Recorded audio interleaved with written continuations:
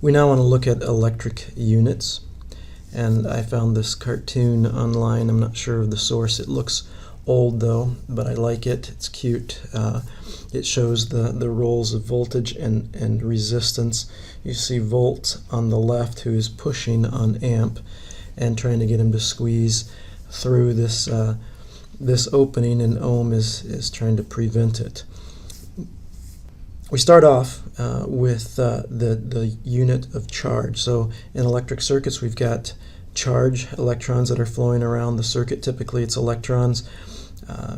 We will adopt a convention. We'll assume that the charge that's flowing is positive, and so actually if we have 1 amp of electrons flowing counterclockwise, then we really have the current that we'll talk about will be a 1 amp positive clockwise current, and we'll assume that we have positive charges flowing. Fortunately, it makes no difference in how we study the circuit or what we observe. So although we talk about a coulomb as being electrons, when we talk about current, it's implied that we're talking about positive charge. But it has the same magnitude. Okay, 1 coulomb is equivalent or is equal to 6 times 24 times 10 to the 18th electrons. So an electron has a very small charge. It takes that many of them to make up what has been chosen to be the unit of charge, the coulomb. Incidentally, everything that all the units that we'll use in this class will be SI units. Current is just the rate at which is the time rate of charge. So if you were looking at a line and watching charge pass, whether it's positive charge or I guess we'll say it's positive charge passing from left to right here. If we counted a coulomb of charge in 1 second passing that point, we'd say we have 1 amp. And that would mean that if it was electrons flowing or positive charge, electrons or protons flowing, then we would have, that would mean 6.24 times 10 to the 18 charges we would have counted.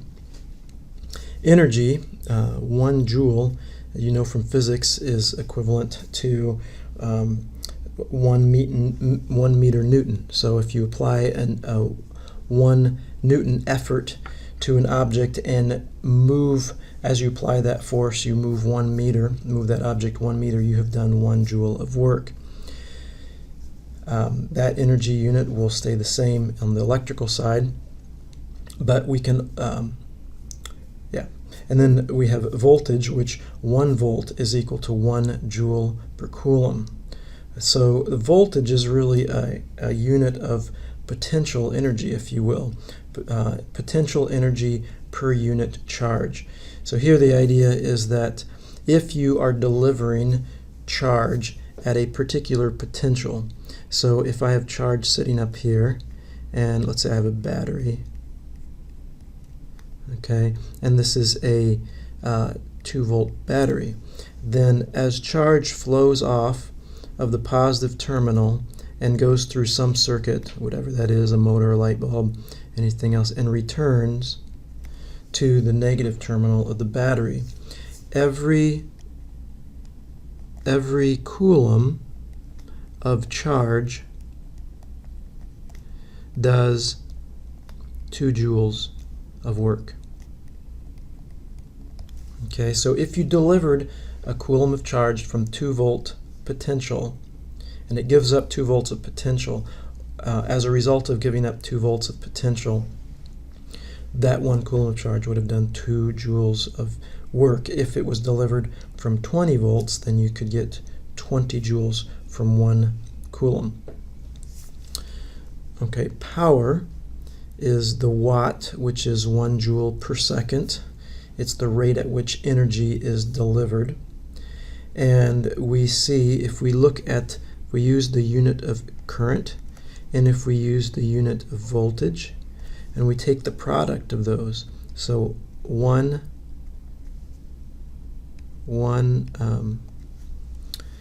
joule per coulomb, so that's 1 volt, times 1 coulomb per second, that's 1 amp. That gives us 1 watt.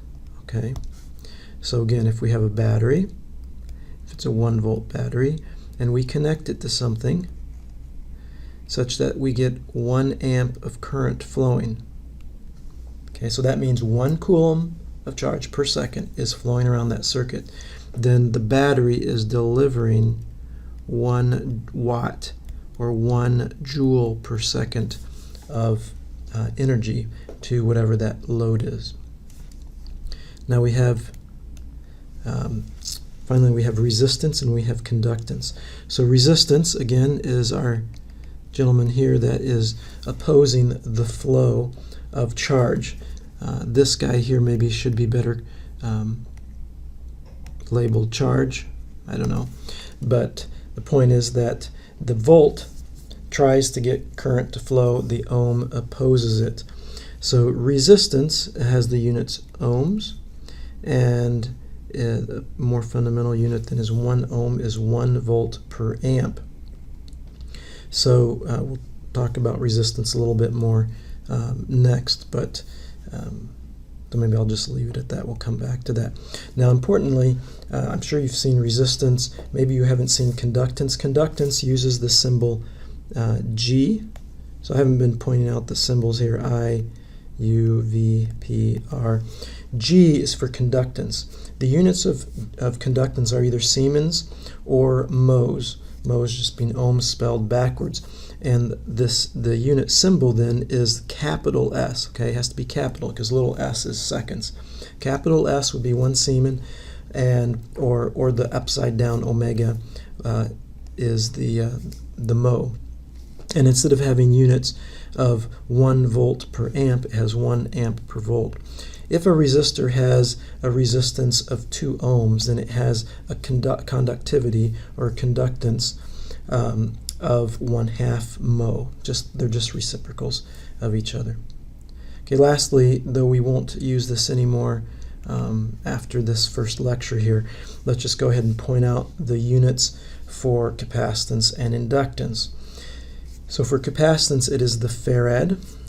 We use the letter C, but the unit for the farad is F. And 1 farad is 1 coulomb per volt. And the capacitance is analogous to a spring or a tank of water. I might mention that analogy a little bit more in a little bit, but we'll leave the cap and the inductor off until later, a few weeks into the course here. Inductance, L for inductor, has the units of Henry. Henry has the letter H for its unit, and it is 1 volt second per amp. And I'll just leave it at that because we really won't use those 2 units until a bit later in the course.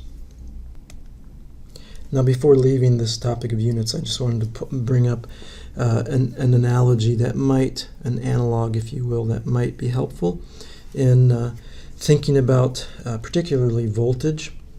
So on the left here I have a mechanical system. Imagine that we have 1 kilogram bowling balls that are delivered from a height h. Okay, so each little ball there has a mass m, or 1 kilogram, and they're being delivered from this height h. And the potential energy for each ball, you would know from UPhys, is m times g times h, the mass times gravitational acceleration, and times h. Okay, so at 10 meter height, with g being 9.8 meters per second squared, 1 kilogram ball. Rats, sorry.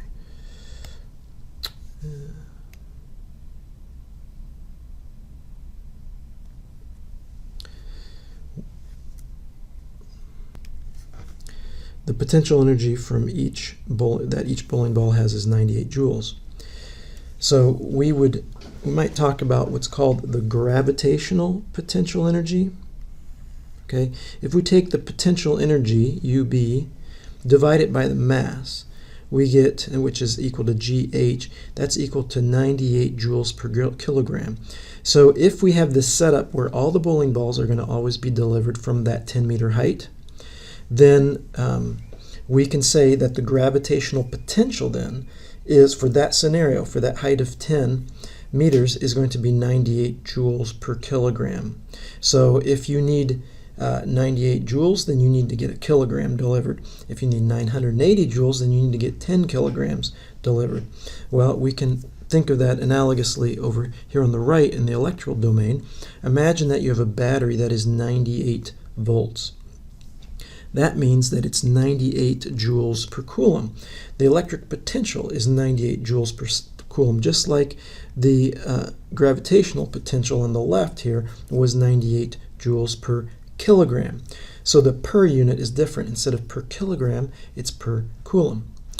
And so for every coulomb, unit of quantity that is delivered, in this case the coulomb, you get 98 joules. So for a fixed height or for a fixed voltage potential, you're going to get so much energy per unit quantity, in this case coulombs. So as you think about, as you enter here into this electric domain for this course, if you need some analogs to help you kind of get an intuitive sense of what's going on, I challenge you to just think about this analogy here, because it's really important to get a sense of what voltage means. As much as you can, think about voltage as joules per coulomb, and I think it will add some clarity to what to your understanding of the operation of the particular electric circuit that you're studying.